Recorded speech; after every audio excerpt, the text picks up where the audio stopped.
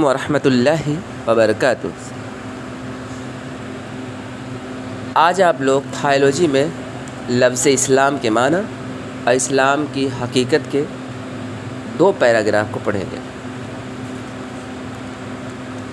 جیسا کہ اس سے پہلے آپ کو اسلام کی وجہ تسمیہ کے بارے میں بتایا گیا تھا کہ اسلام کا نام اسلام کیوں رکھا گیا ہے، جس میں آپ کو یہ بتایا گیا کہ لفظ اسلام اپنے معنی کے اعتبار سے ایک خاص صفت کو ظاہر کرتا ہے، خوبی کو ظاہر کرتا ہے، اور اسلام کے معنی عربی زبان میں اطاعت اور فرما برداری کے ہیں۔ مذہب اسلام کا نام اسلام اسی لیے رکھا گیا ہے کیونکہ یہ اللہ کی اطاعت و فرما برداری ہے۔ اس مذہب میں انسان اپنی مرضی کے مطابق زندگی نہیں گزارتا۔ اس مذہب کے ماننے والے اللہ کی مرضی کے مطابق زندگی گزارتے، اللہ کے فرما بردار ہوتے ہیں۔ یعنی یہ اطاعت اور فرما برداری والی خوبی ایک خاص صفت ہے، ایک خوبی ہے نا، اور یہ اللہ کی اطاعت اور فرما برداری ہے۔ میرے خیال سے آپ کو سمجھ میں آ گیا ہوگا کہ اسلام کا نام اسلام کیوں رکھا گیا ہے، مذہب اسلام کا نام اسلام کیوں رکھا گیا ہے۔ آئیے اب دیکھتے ہیں اسلام کی حقیقت کے شروع کے 2 پیراگراف کا نچوڑ۔ آپ لوگوں نے تو پڑھ لیا ہوگا اچھے سے، کچھ باتیں سمجھ میں آئی بھی ہوں گی۔ اس کا نچوڑ دیکھو کچھ یوں ہے، جیسے دنیا میں جتنی بھی چیزیں ہیں سب ایک قاعدے اور قانون کی تابع ہیں، جس کے خلاف وہ بال برابر بھی جنبش نہیں کر سکتے۔ سورج، چاند، ستارے، سیارے، جمادات، نباتات، پیڑ پودے سب ایک قاعدے اور قانون کے تابع ہیں۔ آپ روزانہ دیکھتے ہیں سورج کا کام ہے مشرق سے نکلنا مغرب میں طلوع ہونا، وہ مشرق سے نکل رہا ہے مغرب، کبھی ایسا نہیں وہ مغرب سے نکل رہا ہے مشرق سے طلوع ہوگا۔ سورج کی فطرت میں، سورج کے نیچر میں ہے تپش، روشنی، شدت۔ ایسا نہیں ہے کبھی سورج بہت ٹھنڈا ہو جاتا ہے نا۔ اسی طریقے سے دنیا کی جتنی بھی چیزیں ہیں سب ایک قاعدے اور قانون کے تابع ہیں۔ خود انسان بھی قانون قدرت کا تابع ہے۔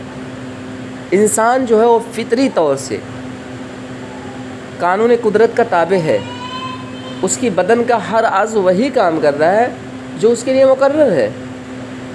مثال کے طور پر آپ دیکھ لیجئے انسان کہ جس کو اللہ تعالیٰ نے زبان دی ہے بولنے کے لیے، تو زبان کا کام ہے بولنا، زبان کی فطرت میں بولنا، تو اس سے بول ہی رہا ہے، یعنی فطری طور سے وہ فرما برداری کر رہا ہے، بول رہا ہے اس سے۔ تو اس طریقے سے فطری طور سے وہ مسلم ہے، یعنی فرما برداری کر رہا ہے، فرما بردار ہے، تابع ہے۔ ناک کا کام ہے سونگھنا، تو اس سے وہ سونگ رہا ہے، ایسا نہیں ہے کہ اس سے کھا رہا ہے، یعنی ناک کی فطرت میں سونگنا ہے نا، تو وہ اسے سونگ رہا ہے، یعنی اسے فرما برداری کر رہا ہے فطری طور سے۔ یہ زبردست قانون ایک بڑے حاکم کا بنایا ہوا ہے، جس کی مطیع و فرما بردار کائنات کی ہر چیز ہے، جس کی اطاعت کائنات کی ہر چیز کر رہی ہے۔ اس لحاظ سے ساری کائنات کا مذہب اسلام ہے۔ اس لحاظ سے اگر آپ دیکھیں گے سورج کا مذہب اسلام، چاند کا مذہب اسلام، پیڑ پودوں کا مذہب اسلام، کائنات کی ہر چیز کا مذہب اسلام، حتیٰ کہ انسان کے جسم کے ہر عضو کا مذہب جو ہے وہ اسلام ہے، جو فطرت میں ہے وہ کر رہے۔ جیسے دیکھو انسان کا جو ہاتھ ہوتا ہے نا، ہاتھ وہ اپنے سائڈ جب فولڈ کرتا ہے تو ہاتھ فولڈ ہو رہا ہے، لیکن اس کے اپوزٹ اگر وہ فولڈ کرنا چاہے گا، زبردستی کرے گا تو ہاتھ ٹوٹ جائے گا۔ اس لیے مجبوری ہی صحیح، وہ جانتا ہے کہ اگر ہاتھ کو اپوزٹ اس کے خلاف فولڈ کریں گے تو ہاتھ ٹوٹ جائے گا، اس لیے وہ اپنی ہی طرف فولڈ کر سکتا ہے، تو ویسے ہی اسے کام میں لا رہا ہے۔ اس طور سے وہ بھی انسان کے جسم کا ہر عضو وہ بھی مسلم ہے، کیونکہ اطاعت خداوندی یعنی اللہ تعالیٰ کی اطاعت کا نام اسلام ہے۔ یہاں تک کہ وہ انسان بھی مسلم ہے جو خدا کا منکر ہے، جو انکار کرنے والا ہے، کیونکہ اس کی پیدائش، زندگی و موت سب کچھ خدائی قانون کے ماتحت ہے، اس لحاظ سے پوری کائنات مسلم ہے۔